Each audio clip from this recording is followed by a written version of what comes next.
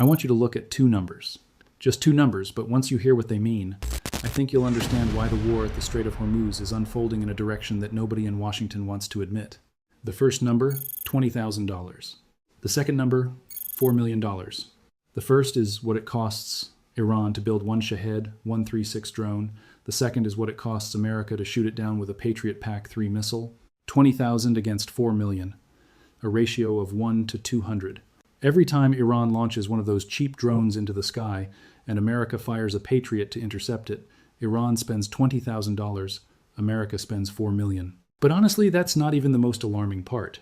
According to U.S. intelligence assessments revealed by CNN, after 38 days of Operation Epic Fury, after thousands of airstrikes, after all those bombs and missiles, Iran still retains approximately 50% of its missile launchers intact. And thousands of one-way attack drones are still sitting in their arsenals, waiting. Then just recently, Lieutenant General James Adams, director of the Defense Intelligence Agency, stood before the House Armed Services Committee and confirmed it plainly. Iran still holds thousands of missiles and one-way attack drones capable of threatening U.S. forces and partners across the entire region. But here's what nobody, not Trump, not the Pentagon, not any general willing to say it on camera, is telling you. The most dangerous weapon Iran has right now is not a ballistic missile. It's not an advanced air defense system. It's not a long-range drone. It's a fleet of small boats, thousands of them, sitting quietly inside caves carved into the rocky coastline of Iran, cheap enough that losing one doesn't really hurt. A tactic designed 40 years ago, back when nobody imagined Iran would ever have to actually fight the U.S. Navy face-to-face. And there is one question that the CIA and the Pentagon are losing sleep over, a question that still has no clean answer. How do you destroy something you cannot see when it's hiding in the darkness of a cave a few hundred meters away and can be in the water in under 60 seconds? Today, we're going to break down the full story of Iran's Mosquito fleet, not from a propaganda angle, not from the perspective of bombastic social media posts, but from real data confirmed by U.S. intelligence, verified by CNN, Al Jazeera, and independent defense analysts in the past 24 hours. Don't forget to subscribe and hit the notification bell. This may be the most important analytical video we've ever done. Not about B2S, not about Patriots, but about something cheap that's giving the world's most powerful navy a headache it can't simply bomb away. First, let me be clear about something to avoid any confusion. The Mosquito fleet is not a new weapon. It's not secret technology. It's not something U.S. intelligence doesn't know about. In fact, they know it very well, and that's part of the problem. According to Ynet News analysis, the IRGC naval force was born during the Iran-Iraq War. At that time, Iran's regular navy refused to attack oil tankers belonging to countries aligned with Iraq. The IRGC looked at that conventional fleet and made a decision. No, we won't fight that way. We don't have large warships, we don't have aircraft carriers, we don't have those expensive assets, so we'll use something else. They began building what people would later call a guerrilla army at sea. Thousands of small, fast, cheap boats designed to hide and surround, ambush and overwhelm, especially in the shallow, confined waters of the Persian Gulf, where the enemy's large warships can't maneuver freely. 40 years later, that same tactic is still being used, and it's still working. According to a Congressional Research Service report cited by WION News, the IRGC fleet consists of thousands of high-speed vessels capable of reaching speeds between 40 and 60 knots, roughly 70 to 110 kilometers per hour, armed with machine guns, rockets, and in some cases anti-ship missiles or mine-laying equipment. But what's the actual number? A second intelligence source in CNN's reporting confirmed directly. After everything that has happened, the IRGC still has hundreds, if not thousands, of small boats and unmanned surface vessels. Thousands, after 38 consecutive days of airstrikes. I understand why Trump could stand up and declare Iran's navy destroyed. In a certain sense, he's not entirely wrong. The Pentagon confirmed that Operation Epic Fury destroyed approximately 92% of Iran's largest warships, along with about 44 mine layers, described as the largest destruction of naval capacity over a 3-week period since World War II. But what that statement leaves out is precisely the core issue. The U.S. acknowledges it has only sunk about half of the IRGC's small boat force so far, without providing a precise figure. And it's those remaining boats, sometimes armed with missiles, sometimes with drones, sometimes just 3 men with RPGs, that are continuing to enforce a blockade over the waterway through which a fifth of the world's oil once flowed.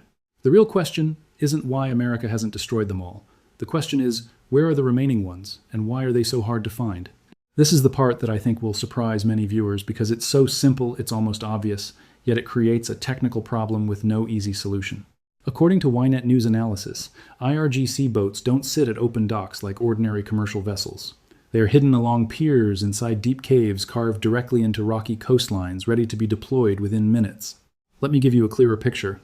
Iran's coastline, facing the Persian Gulf and the Strait of Hormuz, stretches roughly 1,500 kilometers with countless small islands, rock faces, and hidden coves. Over decades, Iran has carved into those rock faces, creating tunnels and waterside shelters right at the water's edge. A boat inside one of those can be out of the cave and into open water in under a minute. Now, think about intelligence satellites. The best satellites in the world, including China's TE-1B satellite that we analyzed in a previous video, can capture images with half-meter resolution, sharp enough to see individual aircraft on a runway, identify the type of truck parked outside, even read hull numbers on ships at sea. But they cannot see inside a cave. Sunlight doesn't penetrate. A satellite looking straight down sees what? Rock, earth, darkness, nothing to analyze. Retired Admiral Gary Roughead, a former senior U.S. Navy official, told the New York Times plainly, "It remains a disruptive force. You never quite knew what they were up to or what their intentions were." And the difficulty goes deeper than that. Even if you know exactly where a specific cave is, what do? Drop a bomb into it? Part of the problem is the collateral risk of collapsing a coastal cliff into the sea. But more fundamentally, the boats inside might have been moved the night before. In guerrilla warfare, mobility is everything, and these small craft can shift from one cave to another overnight without anyone being the wiser. It's also worth noting that Iran's Chief Justice, Gholam Hossein Mohseni Ejei, not a military spokesman, not a defense minister, but the head of the judicial system, publicly declared on social media platform X, the IRGC Navy, equipped with boats and drones, is waiting for the invading American warships to completely destroy them. Think carefully about that detail. A senior judicial official in a country in high-stakes confrontation with the world's most powerful military, willing to say that out loud, publicly, knowing the whole world is watching. That doesn't happen when you're bluffing. That happens when you have enough confidence in what you still have. Iran knows America is reading everything they post, and they said it anyway. That's not empty bravado, that's a signal. Now I want to get into the technical side of things, but I'll try to explain it in a way anyone can visualize. No military expertise required. According to the report cited by Ynet News, any individual IRGC boat is not a match for a U.S. destroyer. That's true. A 10-meter speedboat with 2 or 3 gunmen cannot sink a 9,000-ton warship with long-range missiles and radar systems. Nobody argues that point. But the logic of a swarm of swarm tactics is completely different. It's not one boat against one ship. It's 50 boats approaching from 12 different directions simultaneously. Try to picture this. The Aegis combat system on an Arleigh Burke-class destroyer was designed to track and destroy ballistic missiles traveling at kilometers per second. It's extraordinarily sophisticated. But when you have 50 small boats, each moving at 60 knots, coming from every direction, at close range, in nighttime conditions or poor visibility, how many signals does that system have to process simultaneously? How many seconds does it take to analyze, decide, lock on target, and fire for each individual vessel? And in that window of time, what are the other boats doing? This is what military analysts call kill chain compression, compressing the decision cycle so tightly that a defense system no longer has enough time to respond effectively to each individual threat. And the Strait of Hormuz situation is particularly bad because of geography. The strait is only 21 nautical miles wide, at its narrowest point about 39 kilometers. Within that space, commercial ships must follow 2 prescribed traffic lanes, each roughly 2 nautical miles wide. There's no room to veer sideways, no alternative route. If you're the captain of a massive oil tanker and a swarm of IRGC boats suddenly emerges from the caves along the shores of Larak or Faroe Island, how many options do you realistically have? The result is that without the IRGC needing to sink a single vessel, just enough harassment to create uncertainty traffic through the Strait of Hormuz has dropped by 70%. Brent crude is trading above $109 per barrel, up more than 50% since the war began. That's not a small achievement for a fleet where each boat costs about as much as a luxury car. At this point, I want to pause and remind you of something. Everything we're discussing isn't theoretical. It's not hypothetical scenarios dreamed up by analysts sitting in quiet offices. This is happening right now, with real names and real ships. According to Al Jazeera, on April 22, 2026, Iran seized 2 container ships attempting to exit the Persian Gulf through the Strait of Hormuz and fired on a third, all in a single day.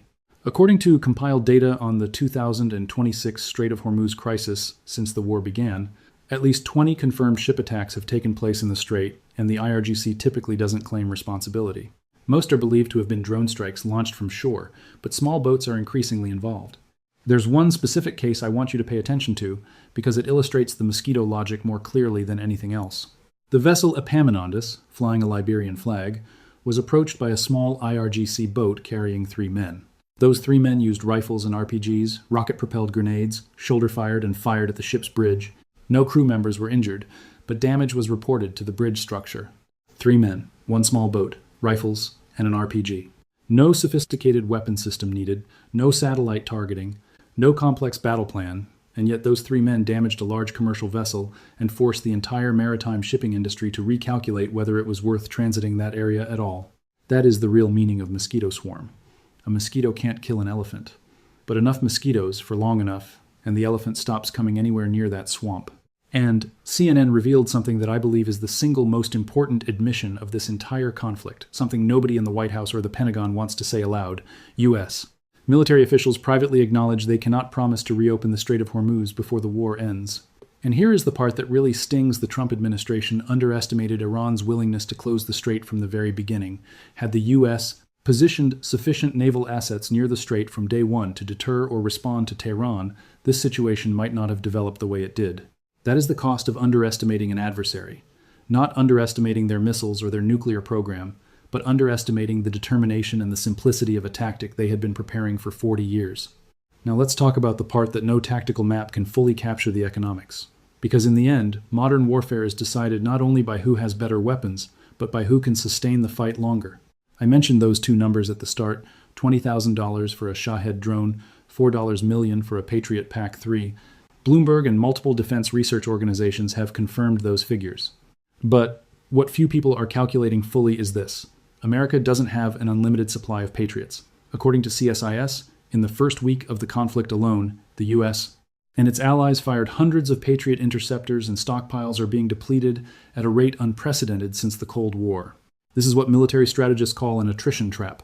Iran doesn't need the Shahed to beat the Patriot head-to-head in a direct engagement. They know it can't. But they also know this: if America must fire a $4 million Patriot for every $20,000 drone, and if Iran can sustain that rate of fire long enough, eventually the U.S.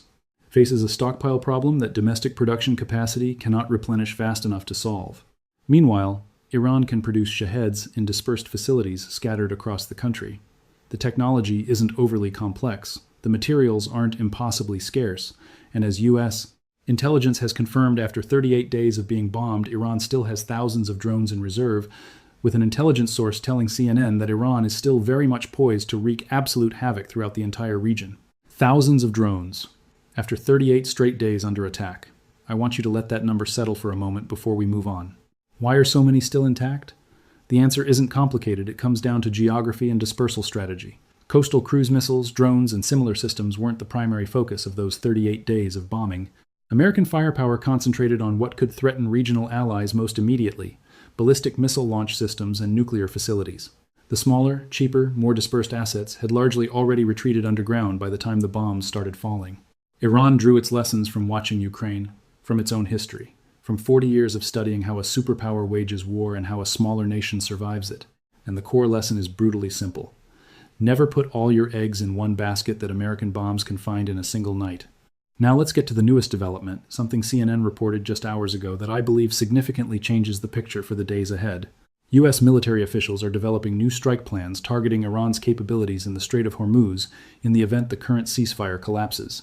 The targets under consideration include a particular focus on dynamic targeting of Iran's assets around the Strait of Hormuz, the southern Arabian Gulf, and the Gulf of Oman, describing potential strikes against small, fast attack boats, mine-laying vessels, and other asymmetric assets that have helped Tehran effectively shut down those critical waterways. This is a genuinely significant strategic shift. During the 38 days of epic fury, the vast majority of airstrikes were concentrated on fixed targets deep inside Iran: nuclear facilities, ballistic missile stockpiles, drone production sites, command and control networks. Strategically important for the long term, but they didn't solve the immediate problem sitting right in front of everyone: small boats hiding in coastal caves, occasionally darting out to fire on commercial shipping. The new plan, if executed, would require persistent ISR intelligence, surveillance, and reconnaissance, at much closer range to the strait itself. RQ-4 Global Hawks circling at altitude, potentially combined with advanced surface drones capable of detecting small vessels in poor visibility conditions. A-18S and A-10S on standby, ready to respond the moment a target is identified. Trump also issued a direct order following last week's attacks on commercial ships, 200 and quote-unquote, "I have ordered the United States Navy to shoot and kill any boat, no matter how small that is, putting mines in the waters of the Strait of Hormuz." But here is the technical challenge that nobody is answering cleanly. How do you distinguish a fishing boat from an IRGC mine-laying vessel at night when they look identical on a radar screen? How do you respond fast enough when an IRGC speedboat can drop mines and vanish within 3 minutes? And how do you do all of that while avoiding a new escalation spiral at the exact moment that negotiators are sitting down in Islamabad? These aren't rhetorical questions. These are the questions that the people actually making decisions have to answer every hour, every day. Step back from the Strait of Hormuz for a moment. Look at the broader picture. Because the Mosquito fleet story isn't just about Iran versus America. It's about a fundamental principle of warfare being demonstrated in front of the entire world, and every nation, every general, every strategic planner watching is paying close attention and taking notes. The IRGC has been practicing swarm tactics since the 1980s. In 2015, they staged a large-scale exercise using approximately 100 small boats to attack a mock-up of the USS Nimitz aircraft carrier in the Persian Gulf. At the time, many Western analysts dismissed it as propaganda theater, cheap theatrics, bluster, without real substance. 11 years later, that same tactic is forcing the Pentagon to rewrite its naval warfare doctrine. According to Wyon News, unlike conventional warships, these boats are difficult to track on radar, easy to conceal along Iran's rugged coastline, and cheap enough to lose without strategically significant consequences. The smaller, more agile systems, drones, and fast attack craft are harder to eliminate precisely because of their size, mobility, and sheer numbers. And the people watching most carefully aren't military journalists. They're sitting in planning rooms in Beijing, Pyongyang, and a number of other capitals around the world. The question they're asking isn't, can we defeat the U.S. Navy in a conventional naval engagement? The answer to that question has been obvious for a long time. The question they're asking is, what does it take to make the cost of American intervention high enough that Washington has to recalculate? How many small boats? How many cheap drones? How many sea mines does it take to paralyze a strategic waterway and force the world's most powerful navy to grapple with a problem that has no clean technical solution? Iran's Mosquito fleet is providing a real-world, empirically tested answer to that question, and that is why what's happening in the Strait of Hormuz matters far more than the Iran-America story alone. Let's come back to the two numbers we started with. $20,000. $4 million. After 38 days of Operation Epic Fury, after thousands of sorties, tens of billions of dollars in expenditure, and victory declarations from both the White House and the Pentagon, U.S. intelligence confirms that Iran still possesses thousands of one-way attack drones and hundreds to thousands of small unmanned surface vessels. And those small boats are sitting in caves, waiting, laying mines in the dark, pulling alongside commercial ships with 3 gunmen and a rocket launcher, and achieving something that none of Iran's expensive ballistic missiles managed to accomplish, making 20% of the world's oil supply unable to move safely through a 2-1 nautical mile strait, and placing the U.S. Navy in a situation where no technical answer is truly clean or simple. CNN wrote plainly what few in Washington want to acknowledge. The Trump administration underestimated Iran's willingness to close the strait before launching the war. That wasn't an intelligence failure about nuclear weapons or missiles. It was a failure to correctly assess the cheapest, simplest, and, as it turns out, most effective weapon Iran had in its hands. I want to close with a thought worth carrying with you after this video. The Mosquito fleet is not the strategy of a weak power. It is not the desperation of someone who has run out of options. This is the strategy of a force that studied its enemy for 40 years, mapped every strength and every vulnerability, and ultimately found the precise pressure point that money and advanced technology cannot simply fix. That is the lesson of patience and cold-eyed thinking, even if the actors behind it are not ones we would admire morally. And 2026 will be remembered in military history not as the year the B-2 or the Patriot or the F-35 proved themselves, but as the year a small boat hiding in a cave posed a question that the world's largest defense establishments still don't have a clean answer to. We'll keep watching and updating you on every development. Subscribe and hit the bell so you don't miss anything. And let us know in the comments below. Do you think there's a technology solution that could actually counter the Mosquito fleet? Or is this the kind of problem where the final answer has to come from a negotiating table rather than a gun barrel?